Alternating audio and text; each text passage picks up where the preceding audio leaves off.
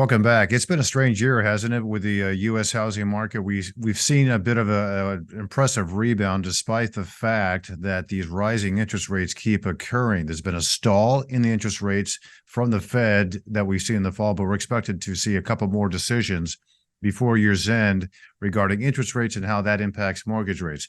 But how is all of this affecting the housing market in general? What is happening? Are people selling their homes? Are they buying homes? Or are they still having a hard time finding a home for sale? Let's bring in Shawna Ford and Ted Zimbelman back with us with the Ford Home Team. Hey guys, how are you? Hi. Good. How are you? Good. So it's strange. 7%, I guess, is now the new normal that we're all adjusting to. The mortgage rates where they are right now. How is this affecting the housing market? So basically what's happening is because of that, sellers who are selling are only selling based on either health issues, divorce issues, or job relocations right now. So it's only under certain circumstances that we can get sellers to list because the shortness of inventory, we can't get them to sell because they don't have anything in turn to buy. Even with the 7% rates on the buy side, we still do have buyers in the market who want to buy, income permitting. So that's what is happening right now. Is it affecting house? I mean, this seems to be the reason behind this is this low inventory. There still are not enough houses out there. So that affects housing prices in general, right? So that's why these prices keep going up despite the high interest rates. Yeah, it's a supply demand issue. So we don't have enough supply. So to the demand of homes, which keeps our home prices increasing on an annual basis. We expect next year home prices here in San Diego will be higher than they are today. They're going to keep going up. All right. So then, just strictly because of the supply demand issue. Yeah, unless our inventory supply goes up exponentially, and some economists say like 3 times what we have now for us to even get the market moving for inventory. Wow. All right. So I guess to that, let's get more specific. What does need to happen to get, I guess, some of the housing prices to cool off, to get more people into the market and get homes that they would like to purchase? I mean, you mentioned, of course, you got to build, but 3 times is quite a significant challenge for that to happen anytime soon. We would need rates to come down substantially for sellers to come off the sidelines and actually sell their homes, so we could get the market moving in the right direction, so we can have a more normalized market.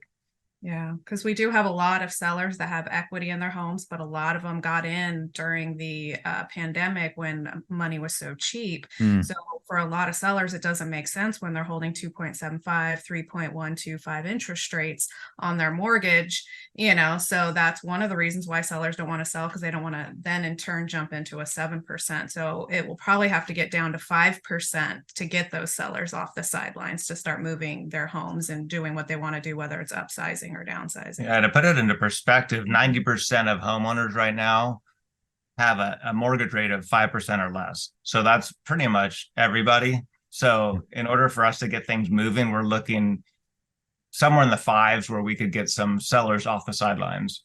Yeah, 90%. That is pretty much everybody. So I guess let's identify that 10%. I know that, Shawna, you brought this up, who these people are, and there's a necessity to sell for whatever the reason might be.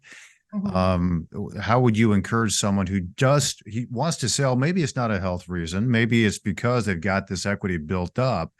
Do they have to move somewhere else? Or is this the same situation across the state of California and maybe even elsewhere in the country?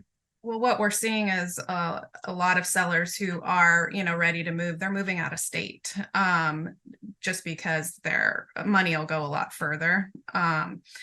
And it's cheaper to live, cost of living, home prices than San Diego or in California. So, even though rates are where they are. Yeah, exactly.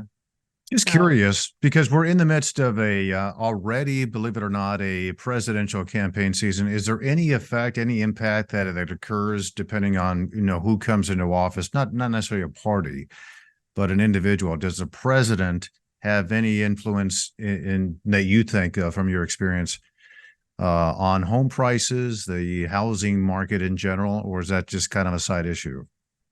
We do see every year coming into an election year. So when we come into the fall right before November, depending on how the the election is going, who's leaning, what policies could be put into place, we do see a lot of sellers and buyers back out of their transactions and go and put everything on hold to see, what the market's going to look like. And usually every election year, we do see a decrease in interest rates to, because they want, to influence movement, Sure. in housing inventory to show, basically to show their achievements, while in office.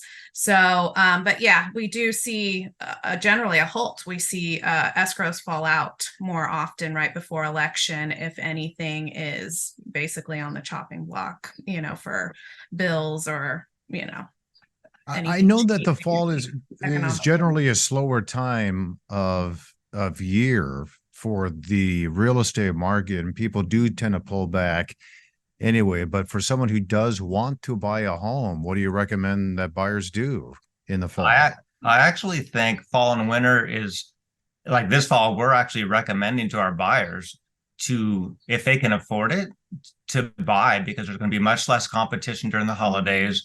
They'll have more leverage in negotiations, and I think they'll be in a better situation. And then when rates do come down, we're looking, back half of next year that they probably will come in a little bit, and they can then refi at that time.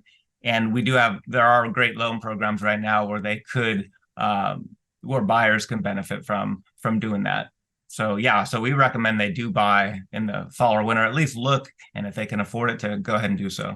Yeah. And, for example, like my brother right now, his current home, he's got a great rate, 3.1. So what he's decided to do is they do need to upgrade, relocate closer. So he's actually going to keep his current residence, rent it, and buy, under one of those 3-2-1 buy down loans. Yeah. And then hopefully, refi into a rate, in a couple of years, hopefully closer to the fives.